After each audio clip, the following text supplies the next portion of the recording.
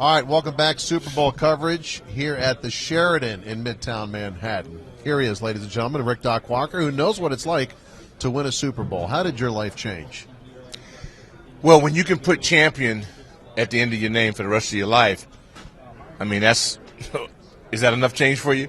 I mean, it's not for a season, it's forever. And Dick Vermeil, who I saw here at the Super Bowl again, he made that very clear to me before we won our Rose Bowl championship.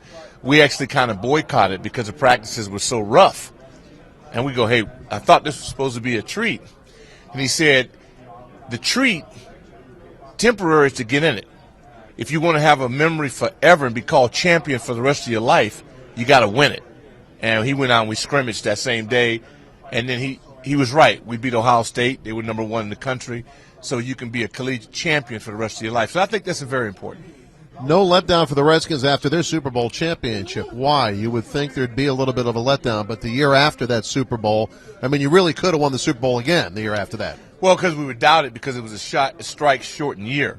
So you heard people saying, well, it was that. Oh, really? Okay. Right. So let's come out and show them in the full season that we can be dominant. That, to me, is the best team I've ever been a part of. Yeah, you're a better team the year after the Super Bowl win. The best team I think we've ever had in the town.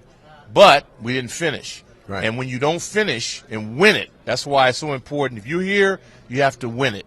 And then you can be immortalized. That would have been 2. And then the next year, it would have been Niners, Bears, Skins, but at least we'd have been in the mix. And just to have a chance to three-peat. We three-peated as NFC East champions, but it's just kind of talk sounds foreign now. Our Super Bowl coverage brought to you by HDL, the official health and wellness partner of the Washington Redskins, and you are thriving yourself. You're a well-conditioned former athlete. How do you stay fit?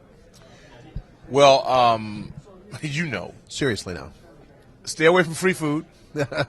When you're with Larry, say no. And no, the health and wellness, I'm so excited about this contribution and relationship with the health and wellness people because guys that played back in my era, a lot of them have died. Right. And they've died by things that could have been prevented.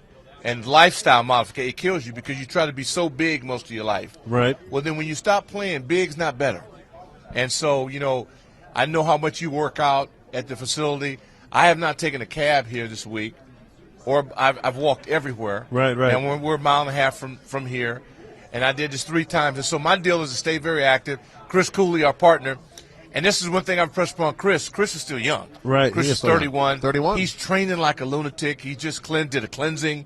And so I'm so proud of Chris because I go, Chris, if you never do what me and Sonny did, you'll never have to stop you and change your lifestyle. So that's really, I'm all kidding aside. It's very important.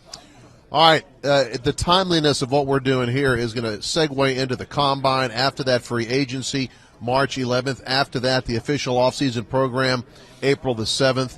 What is the most important thing for this team over the next 60 days, the Washington Redskins, leading to the draft? The draft's in May. I kind of see that down the road, but you have free agency, and you have the offseason program beginning.